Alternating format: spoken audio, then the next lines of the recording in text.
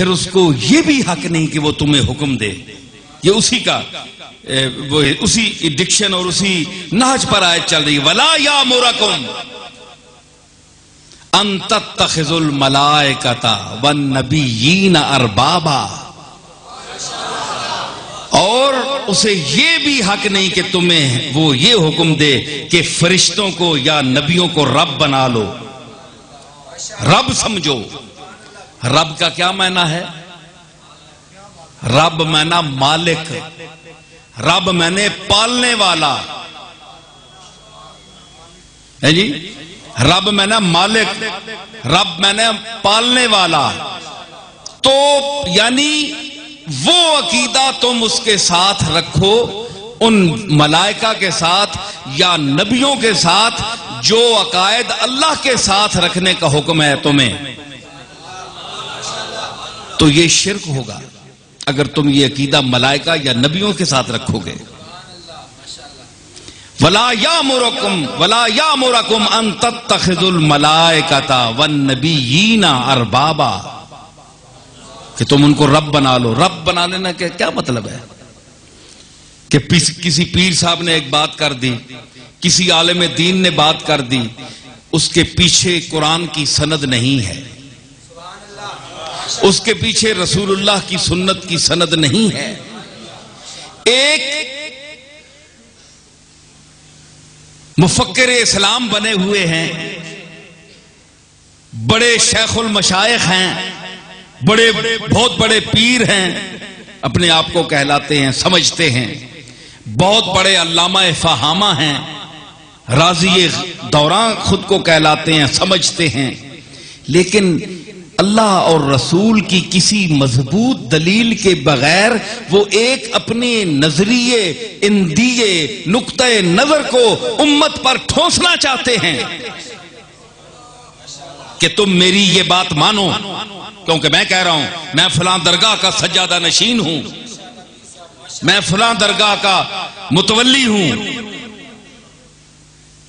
میرا دادا فلاں ہے، میں فلاں کی اولاد سے ہوں، مجھے مانو، میری بات کو مانو. یہ شرک ہے.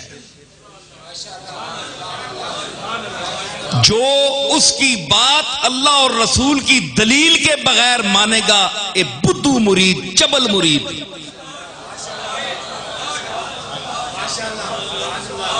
اے روٹیاں چمڑے والے مرید.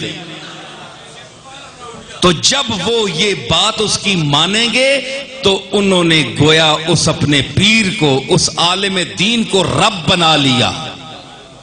جس طرح رب کی کوئی بات اللہ پر آپ دلیل پوچھ سکتے ہیں، یا اللہ تو نے یہ جو حکم دیا اس کی دلیل کیا ہے؟ بولے اللہ سے کوئی دلیل پوچھ سکتا ہے؟ رسول اللہ جناب محمد الرسول اللہ سے کوئی دلیل پوچھ سکتا ہے؟ کسی صحابی سے یہ ثابت ہے کہ سرکار نے کوئی حکم دیا ہو تو کسی نے کہا ہو سرکار اس کی دلیل بتائیں؟ او اللہ کا رسول خود اللہ کی دلیل ہے. یاد رکھیں میری بات، یہ جو قرآن آپ پڑھ رہے ہیں، سن رہے ہیں، سنا رہے ہیں، یہ قرآن خاموش ہے اور محمد عربی قرآن ناطق ہے.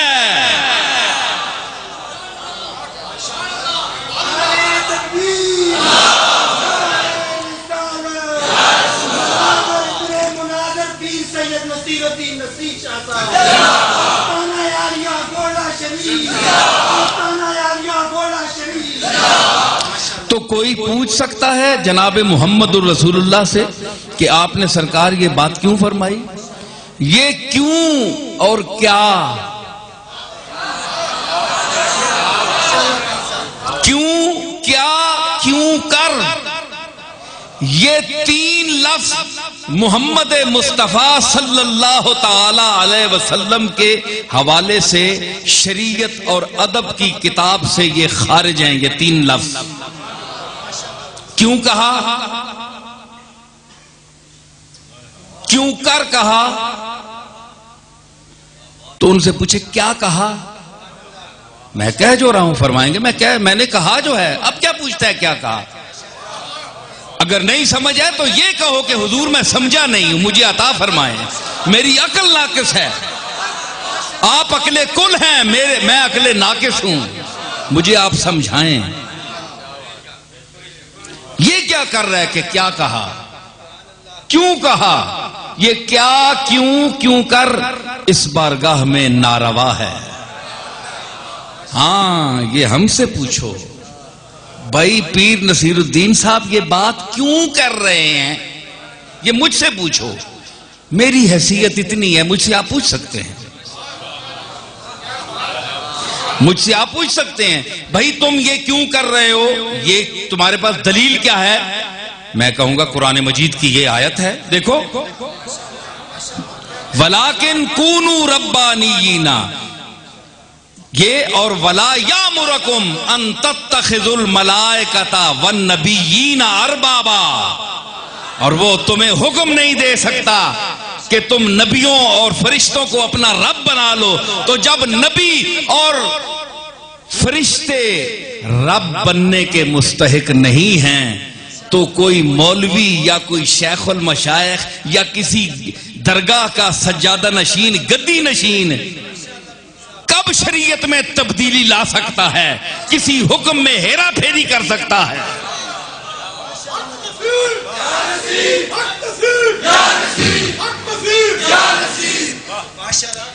کیوں کہ وہ مالک کل ہے، اختیار اس کا ہے، وہ مالک کل ہے، اختیار اس کا ہے، اجرائے قضا میں اعتبار اس کا ہے،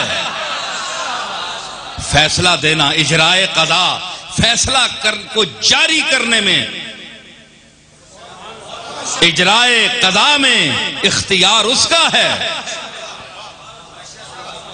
تو کون ہے فیصلے سنانے والا؟ بوتھی تک اپنی شکل تک اپنی، تو کون ہے فیصلے سنانے والا؟ عزت ذلت پہ اختیار اس کا ہے۔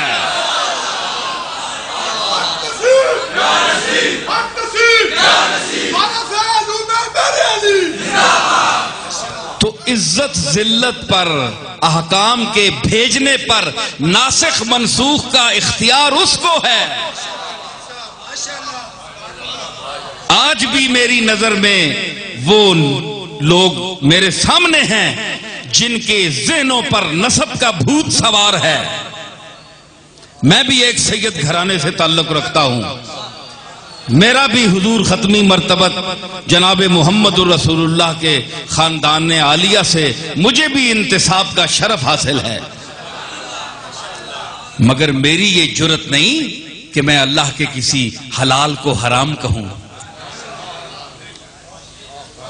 میرے ساتھ جو مخالفت ہوئی اور ہو رہی ہے، میں نے یہی کہا تھا کہ اللہ کے احکام تمام مسلمانوں کے لیے برابر ہیں۔